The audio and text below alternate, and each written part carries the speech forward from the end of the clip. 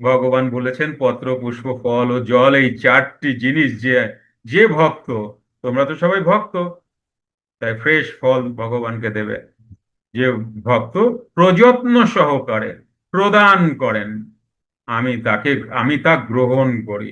এবার তুমি এত সুন্দর সুন্দর ফল দিলা, সবই তো রয়ে গেল তোমার নৈবেদ্যের থালায়।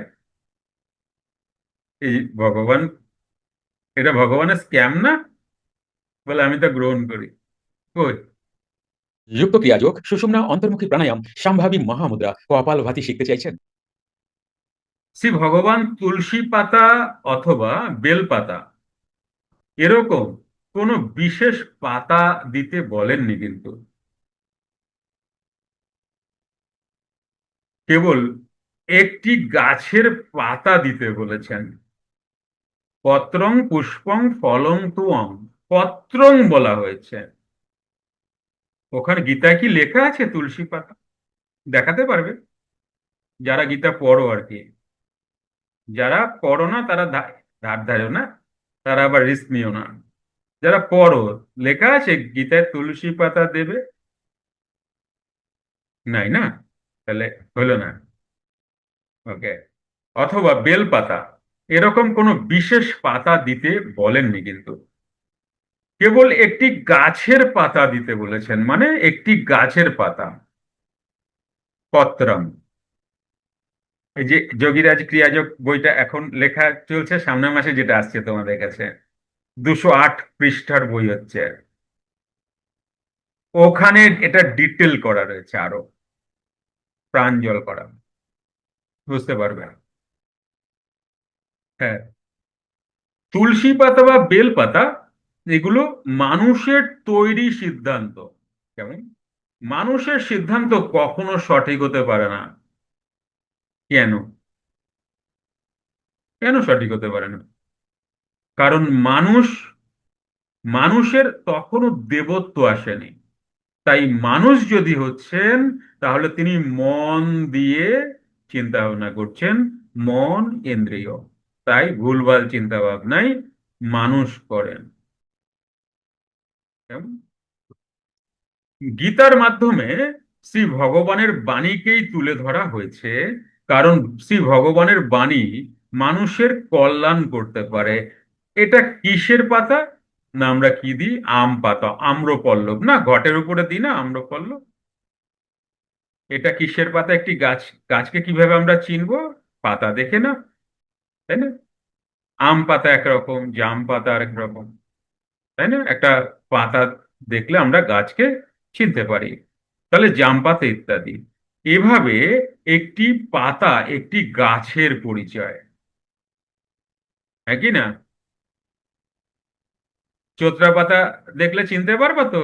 নাকি ধইরা ধইরা গায়ে ঠায়ে লাগে চুলকাবে আবার? হ্যাঁ, চোত্রা পাতা দেখছো? কে কে হাত তোলো। গ্রামের মানুষরা তো দেখছো, দেখছো। হুম। কাছাকাছি যাও ওর? না, তাই না? তবুও মানুষ ভগবানের বাঁচিয়ে দিছে। যদি চোত্রা পাতা দিত কি হতো? চুলকা চুলকা ভগবানের হাল খারাপ হয়ে যেত।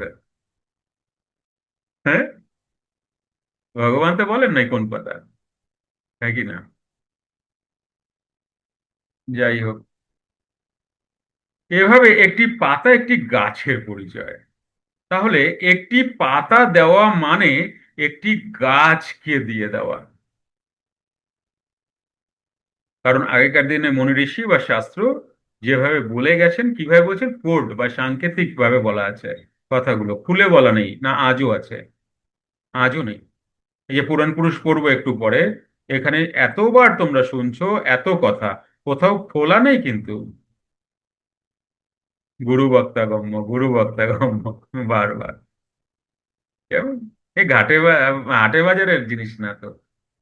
আর ব্যাপার হচ্ছে যে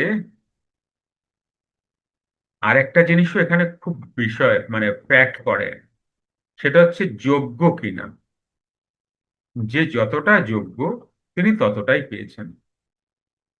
তাহলে তাহলে কি ভগবান একটা পুরো গাছকে তুলে দিতে বলেছেন? তাও তো নয়, তাও তো সম্ভব না। এবার আমের পল্লব যদি একটা আম পল্লবে যদি একটা গাছ তুলে ঘটের উপর বসানো যায়, তা তো বলেননি। মুশকিল। অত শক্তি বা তোমার কই? পাতা দুর্বল, তাই মট করে ভাইঙ্গা নিয়ে তুমি দিতে পারো, কি বলো? তাই না? তোমার থেকে পাতা তো দুর্বল, তাই না? মন তো সুবিধাবাদী, কি বলো? গাছ তুলতে গেলে তো শক্তি লাগবে, পারবে না। তাহলে সে গাছ কি? এই গাছের পরিচয় ওই গীতার মধ্যেই দেওয়া আছে। কি দেওয়া আছে? ঊর্ধ্ব মূলং মধো শাখা, এমন একটি গাছ যা শেকড় উল্টো দিকে, ওপর দিকে, আর ডালপালা নিচের দিকে। এটা গীতারই শ্লোক। এই গাছটাকে দিতে বলেছে। এমন একটি গাছ যার মূল ওপরের দিকে এবং শাখা প্রশাখা নিচের দিকে। গাছটি কি? অশ্বত্থ, অর্থাৎ অস্থায়ী। আমরা তো অশ্বত্থ নাকি? অশ্বত্থর ডেফিনেশন কি? যেখানে ফেলে দাও সেখান থেকে উঠবে, যতবার মেরে দাও ততবার উঠবে।